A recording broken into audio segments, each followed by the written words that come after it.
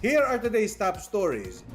The Health Department taps government media groups to strengthen the information drive on immunization. The Department of Education expresses support for the increase in tobacco taxes. The Transportation Department clarifies the ban on liquid items inside MRT3 trains and stations. And a museum featuring the history and culture of the Bangsamoro is open to the public.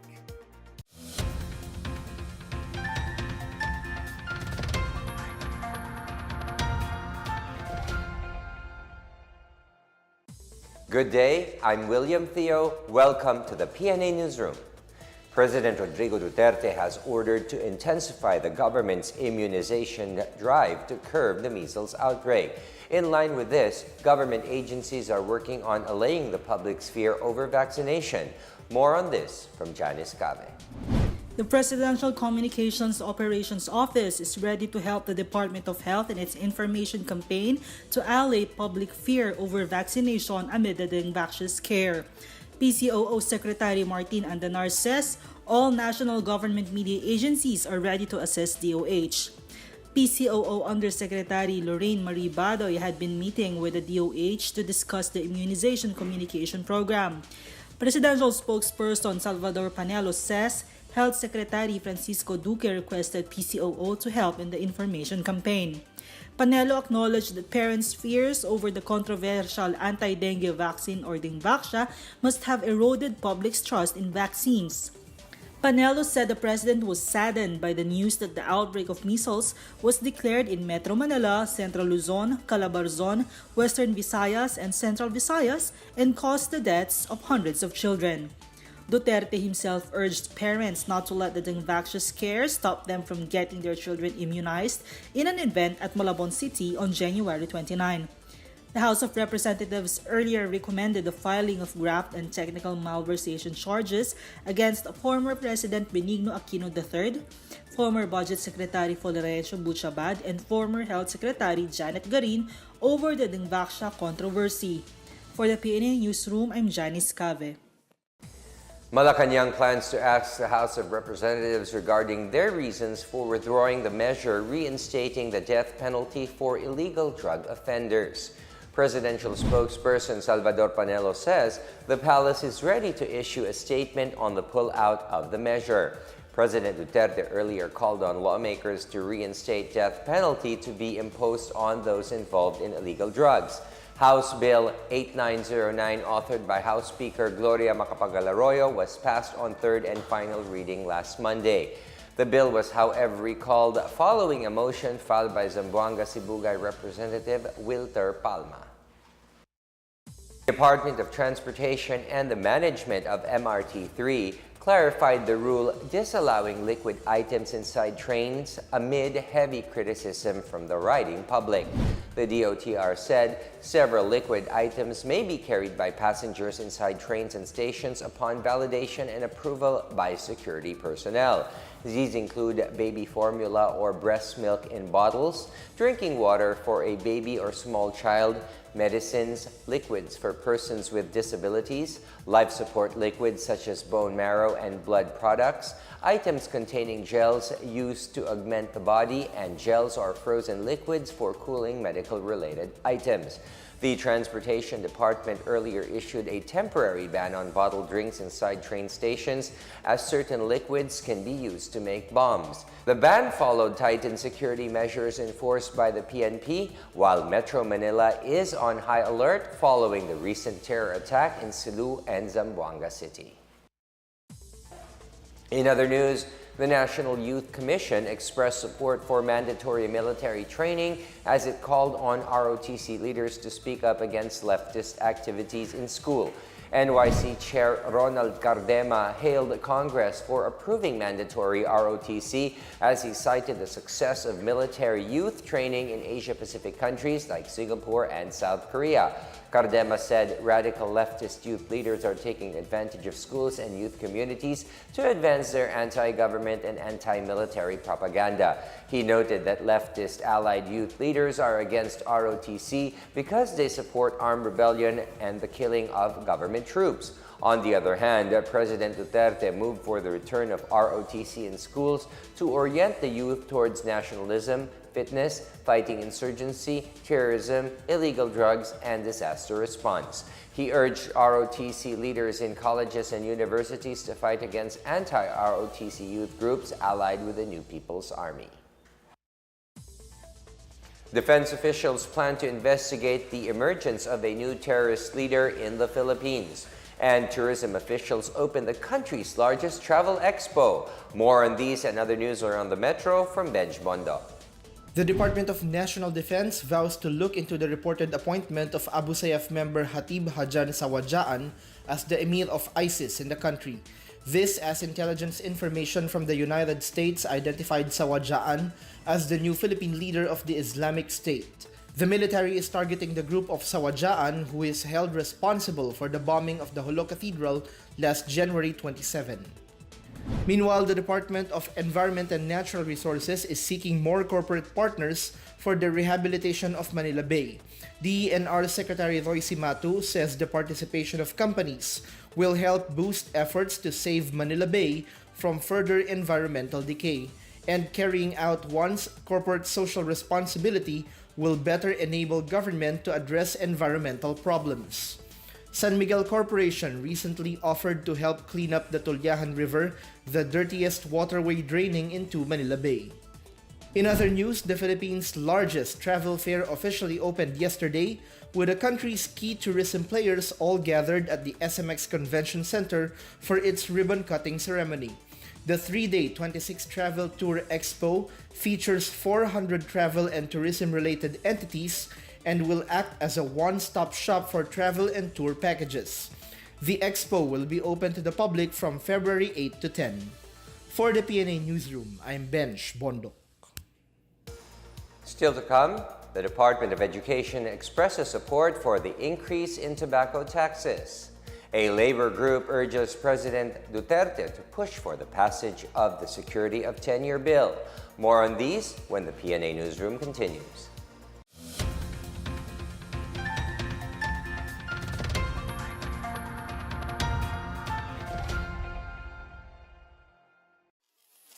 Ito ang Duterte on Duty. Ulat sa ginagawa ng Presidente. January 26, Sabado, Cagayan de Oro City. Pinarangalan ni Pangulong Rodrigo Duterte ang mga sundalong nasugatan mula sa engkwentro kontra New People's Army sa Mindanao. January 28, Lunes, Holo Sulu. Galit at dismayadong ininspeksyon ng Pangulo ang Our Lady of Mount Carmel Cathedral na niyanig ng dalawang pagsabog noong January 27, 2019. Pugin ninyo ang Abu Sayyaf by whatever means. Our duty is to protect the Filipino people. And second is that we have to preserve the nila. Pag nawala yung Holo, baski isang island yan, then we have failed in our mission to preserve the territory of the Republic of the Philippines.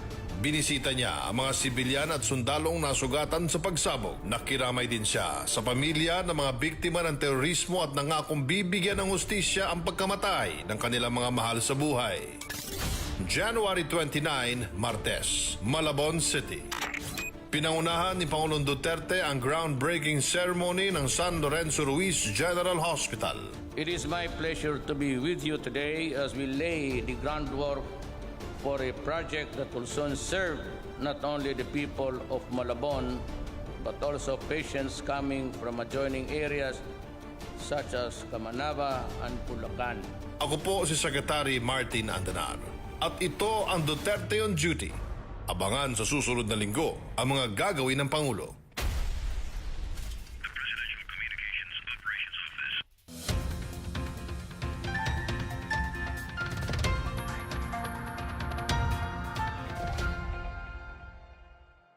The Department of Education, or DepEd, expressed support for the tobacco excise tax bill, which will increase prices of cigarettes. Education Secretary Leonor Briones says the measure will strengthen its efforts in protecting learners from getting into smoking. Briones was reacting to the call of health advocates for President Rodrigo Duterte to certify his urgent Senate Bill 1599.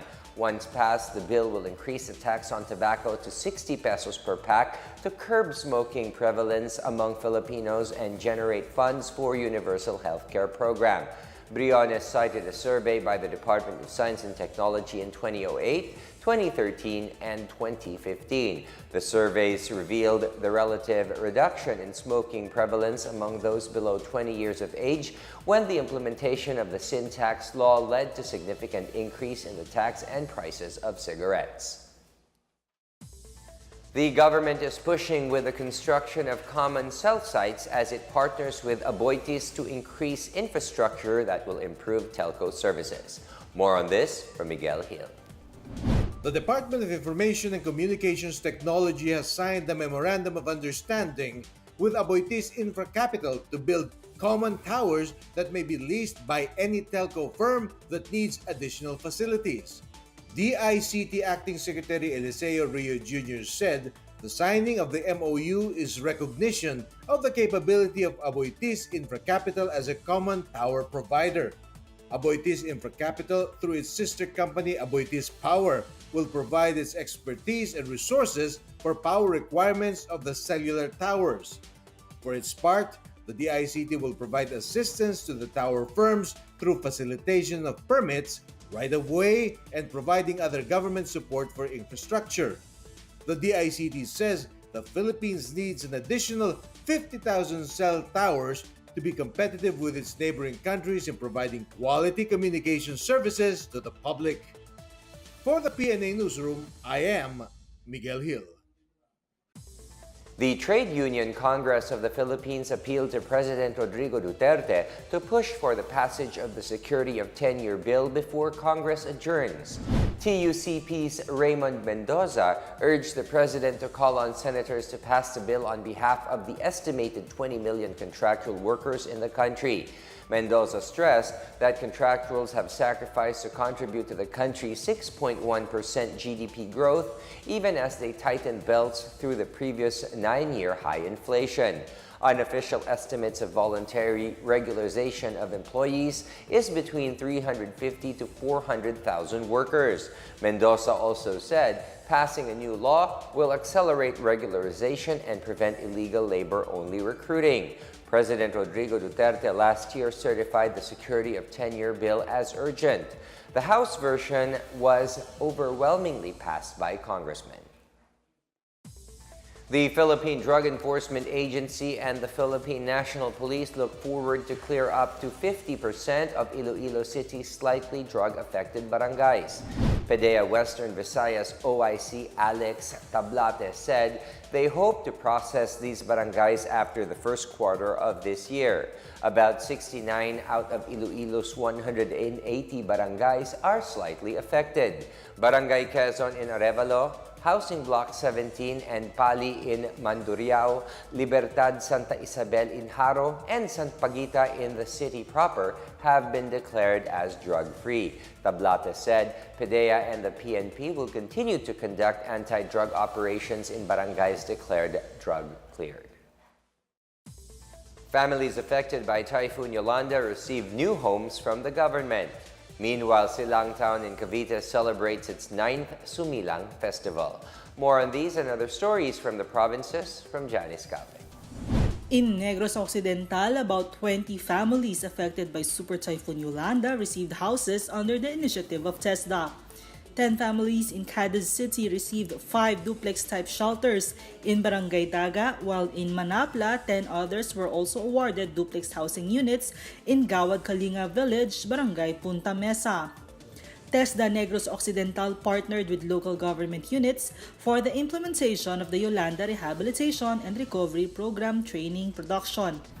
In Western Visayas, the Police Regional Office will intensify its campaign against loose firearms and expired licenses as the May 2019 midterm elections draw near. PRO6 also identified a few candidates using the services of the New People's Army and private armed groups. The Tokhang kontra Ginadumilian nga Pusil has covered almost 100% of its operations. Thus, PRO6 is moving forward with serving the warrants of arrest. In Silang, Cavite, the town celebrated the 9th Sumilang Festival in line with the 424th founding anniversary and homage to its patron saint, Our Lady of Candelaria. This year's celebration marked the episcopal coronation for the Blessed Mother of Silang by His Eminence Bishop Reynaldo Evangelista of the Archdiocese of Imus. The annual Sumilang Fiesta is observed as thanksgiving for the bountiful fruit harvests in this agricultural first-class town. For the PNA Newsroom, I'm Janice Cave. Up next, celebrity advocates Daphne Osenia Paez and Ann Curtis are appointed as envoys of UNICEF. A museum featuring the history and culture of the Bangsamoro is open to the public. The PNA Newsroom returns after these reminders.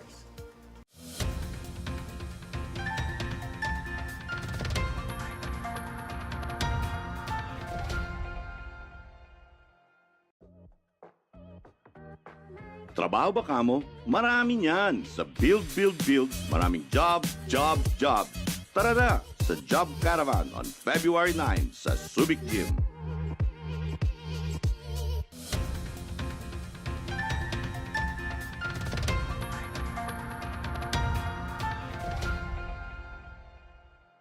Celebrity advocates Daphne Osenia Paez and Ann Curtis have been named UNICEF National Goodwill Ambassadors. UNICEF Philippines representative Lota Silwander conferred the title for their work in promoting and protecting the rights of the Filipino children. She recognized the role of UNICEF Goodwill Ambassadors to lend their influence for the well-being of children. Meanwhile, Paez said she strongly identifies with UNICEF's values and vision for children's growth, development, protection, and participation.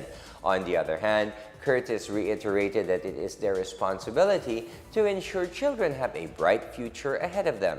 Paez's flagship project for UNICEF Philippines is Auction for Action, featuring top Filipino artists in design, furniture, art, and jewelry. On the other hand, Curtis's special projects with UNICEF include the Heroes for Children, runs, fundraising through international marathons, and a children's book.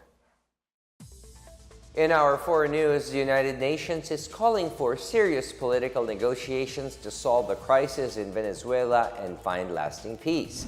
Stefan Dujarric, spokesman for UN Secretary General Antonio Guterres, gave the remark amid queries about humanitarian aid for Venezuela. He reiterated that a serious gap in nutrition or basic health care, including vaccination, is a serious humanitarian issue. He also emphasized the need to carry out assistance that impartial, humane, and independent from political or military objectives. Venezuela has been mired in difficult economic and political situations after opposition leader Juan Guaido appointed himself as interim president. Nicolas Maduro was re-elected in May 2018 and was sworn in as president last month for another 6-year term. The United States and some other countries has recognized Guaido's presidency while Maduro cut ties with the U.S. And in sports, Junmar Fajardo will be honored during the SMC Philippine Sports Writers Association's annual awards night on February 26 at the Manila Hotel. Fajardo is again the recipient of the Mighty Sports Mr. Basketball Award for the 5th straight year. Jaja Santiago, Mark Espejo, and Neil Etheridge will also be distinguished for their individual feats in their respective fields. Santiago will be accorded the title Miss Volleyball for the very first time, while Espejo has hailed Mr. Volleyball for the 2nd straight year. Meanwhile, Etheridge is the 2018 Mr. Football. The highlight of the said affair is the awarding of the coveted PSA Athlete of the Year award. The honor will be bestowed on an all-ladies cast composed of weightlifter Heidelin Diaz, golfers Yuka Sasso, Bianca Pagdanganan, and Lois K. Go, along with skateboarder Marjeline Didal. In recognition of the Bangsamoro and their place in history, the ARMM regional government opened an exhibit highlighting their arts and culture. Benj Bondog has the story. The autonomous region in Muslim Mindanao opened to the public the first ever Bangsamoro Museum at the Sharif Kabunsuan Cultural Complex, the provisional seat of the ARMM. The museum functions as a repository of artifacts, works of art, as well as textual and iconographic records relevant to the cultural memory of the Bangsamoro people. ARMM Governor Mujib Hataman said the museum, together with the recently inaugurated regional library, is the ARMM's gift to the incoming Bangsamoro Autonomous Region in Muslim Mindanao. The museum was organized under independent curator and institutional critic Marian Pastor Roses. Roses said that its establishment is to collect significant stories of the Bangsamoro people through the exhibition of different artifacts from the region. She said the gallery presents artifacts from the different parts of the ARMM that have existed for centuries with the collected objects conveying stories of courage and survival. These include textiles produced by Maranao women during the Marawi siege, recordings of the Tausug Kisa chanting of the Buddaho massacre, the personal library of Moro Islamic Liberation Front founder Hashim Salamat, and the 2,000-year-old archaeological artifacts of the Kulaman Plateau. The museum also exhibits current documents related to the peace process, including the Bangsamoro Organic Law, the measure that would pave the way for the establishment of the BARMM. For the PNA Newsroom, I'm Bench Bondo. Let's now check out the weather forecast for Metro Manila and the rest of the country.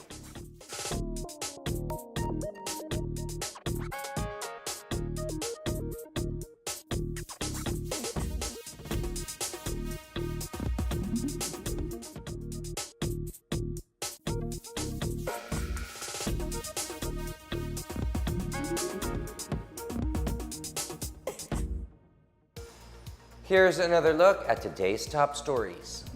The Health Department taps government media groups to strengthen the information drive on immunization. The Department of Education expresses support for the increase in tobacco taxes. The Transportation Department clarifies the ban on liquid items inside MRT3 trains and stations. And a museum featuring the history and culture of the Bangsamoro is open to the public.